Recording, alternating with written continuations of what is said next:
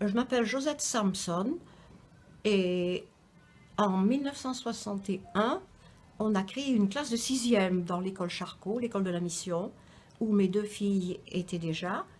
Et donc, j'ai pris la charge de cette classe d'anglais que j'ai faite pendant 3 ans, 1 heure par jour. D'accord. Est-ce que les bâtiments ressemblent encore, ressemblaient à ce qui reste aujourd'hui? Oui, mes souvenirs sont vagues, mais bien sûr, c'est la maternelle où mes deux filles étaient. Moi, j'étais dans le primaire. Donc, il me semble que j'ai des souvenirs de la classe, mais la configuration du bâtiment, non, je ne me rappelle pas. D'accord, très bien. Qu'est-ce que ça vous fait de revenir ici à El Jadida, à l'école Charcot précisément? Ah, c'est un très grand remue-ménage dans ma tête et dans mon cœur, bien sûr, euh, parce que d'une part, mon mari était là autrefois, et d'autre part, c'est un peu à cause de lui qu'on est revenu, et aussi parce que l'école crée, dans un certain sens, l'évolution dans une société.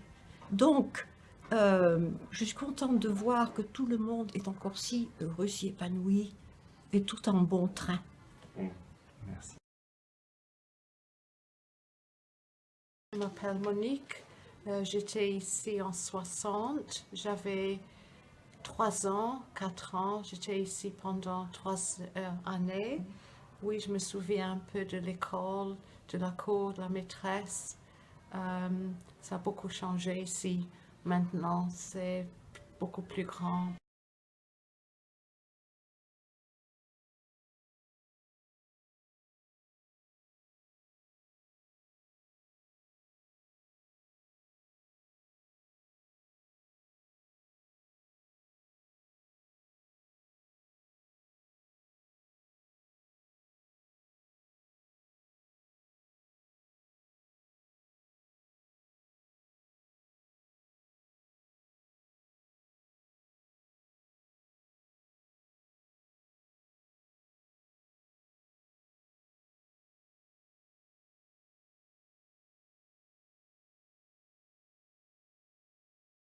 Est-ce que vous pouvez me dire en quelle année vous étiez dans cet établissement et quelle classe vous avez fréquenté?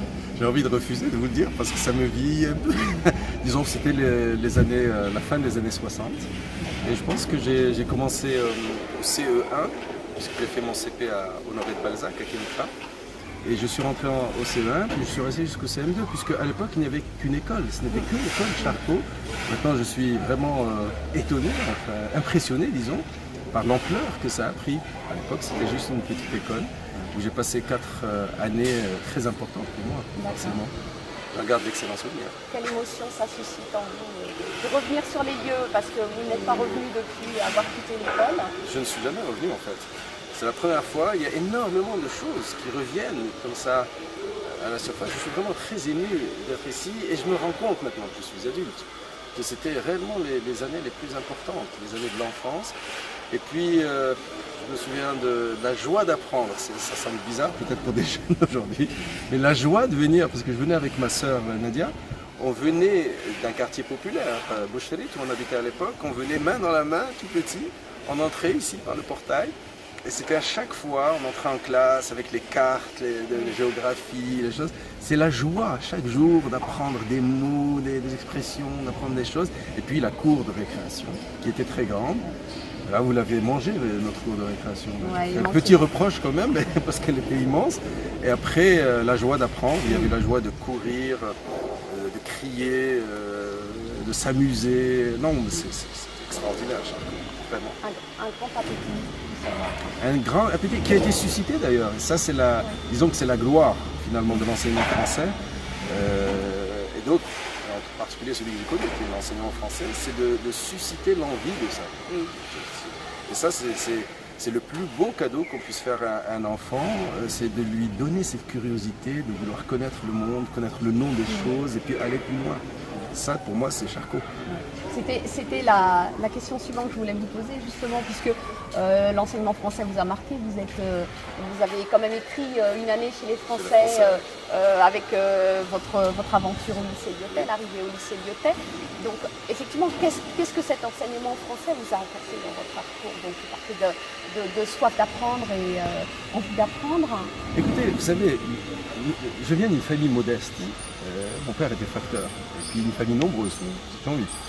Ce que l'enseignement français m'a apporté, c'est l'idée qu'on ne finit jamais d'apprendre, que le savoir est quelque chose de stimulant, que c'est beau de connaître le nom des choses, d'apprendre comment les choses fonctionnent, et puis la poésie, d'apprendre ces rythmes et ces scansions de la poésie, tout cela, je pense que alors ça vient de loin, l'enseignement français, c'est la Troisième République, la République des Jules, les hussards de la République et tout ça.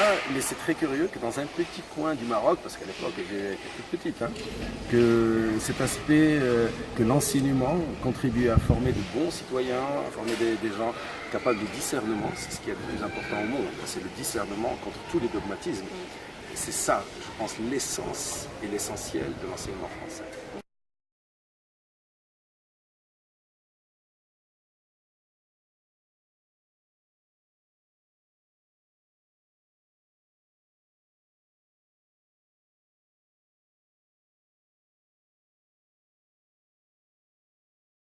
Et en 80, justement en 98, moi j'ai eu mon premier enfant à charge. Juste l'année de 98. Et je me rappelle très bien avec M. Amour qui a joué un rôle très important aussi au moment, à un moment précis de l'école, c'est avec le manque de classe et il a commencé à chercher des investissements pour le bâtiment, le grand bâtiment qu'on a construit. Après, avec M. Simlel aussi, on a continué l'extension. Donc ça commence à prendre forme par société de baraque. On était une poignée de parents. Il y avait M. Simlel, comme j'ai dit, Simlali, M. Amour, M. Sarrini, M. Feu, parce qu'on a perdu, je veux dire, M. Ktani, qui était aussi Mme Hassar, et Dr. Falah. On était une dizaine. Et on a mobilisé les parents, on s'est recoupé, on a fait beaucoup de réunions, de sensibilisation justement, d'explication, c'est surtout l'explication. Et avec, comme je l'ai dit tout à l'heure, avec M. Amour et les autres, on a su mobiliser pas mal de gens au niveau de la ville pour investir, qui nous aident à construire des classes.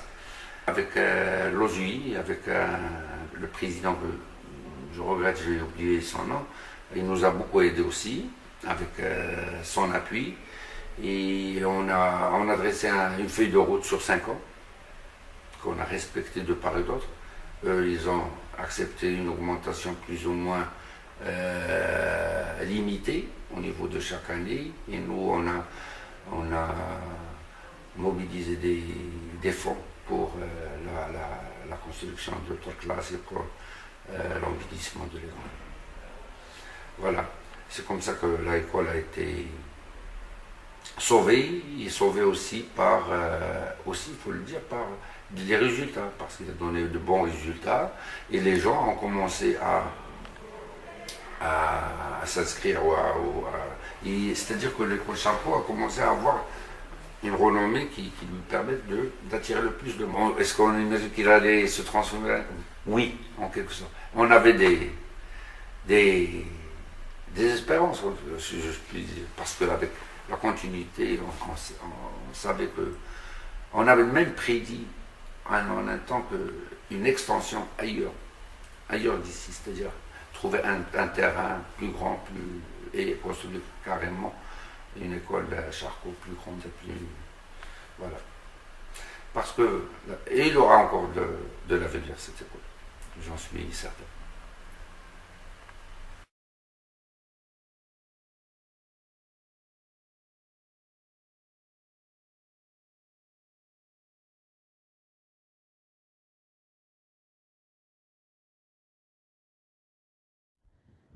C'est une très grande chance pour moi et une fierté d'avoir poursuivi mes études primaires et secondaires au groupe scolaire Jean Charcot et dans le système français ici au Maroc, parce que c'est ce qui m'a permis d'acquérir dès le plus jeune âge des valeurs très importantes pour notre temps.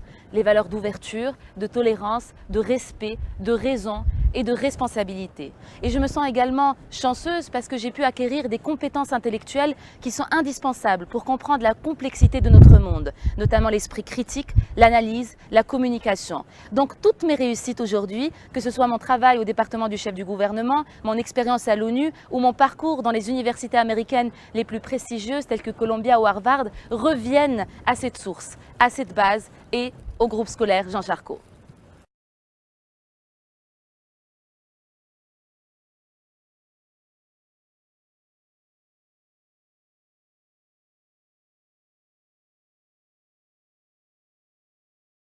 Je suis rentrée en août 97, mais je connaissais déjà l'école, puisque mes enfants ont été inscrits en 95.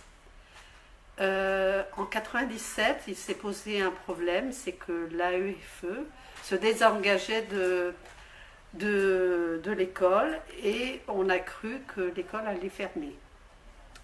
Je faisais partie de l'association de parents d'élèves. Et avec M. Burnet, le directeur, nous avons tout fait pour garder cette école.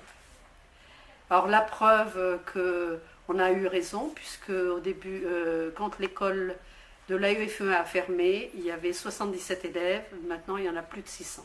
D'abord on a eu le collège, en direct, puis après on a eu le lycée. Et mon fils qui a passé le bac en 2007, il a passé le bac en direct. Les autres, avant, ont passé le bac avec le CNED, le lycée CNED. Et M. Burnet m'a demandé si je voulais travailler dans l'école. Et j'ai accepté. Et j'ai commencé alors j'ai fait de la comptabilité, j'ai fait du secrétariat, je faisais de l'accueil, je faisais de l'intendante. Et je faisais aussi le remplacement du directeur quand il était parti. Alors, à la place du terrain sportif, il y avait une ferme. Et tous les vendredis, on faisait des tours de charrette avec l'âne. Je ne me rappelle plus de son nom. Mais avec cet âne, on faisait des tours de charrette. Chaque classe faisait des tours de charrette, à chacun leur tour. Bon, c'était petit, on pouvait faire ça.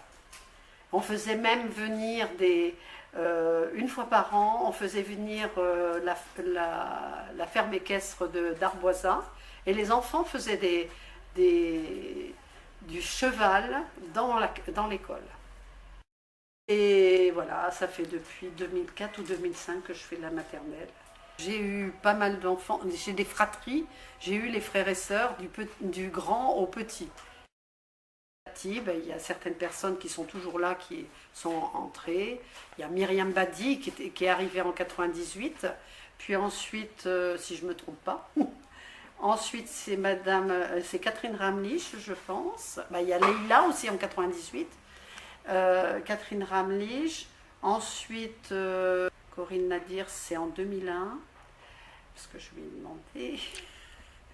demandé. Madame Blondeau. Francine Blondeau, qui est arrivée en 2000, 99-2000.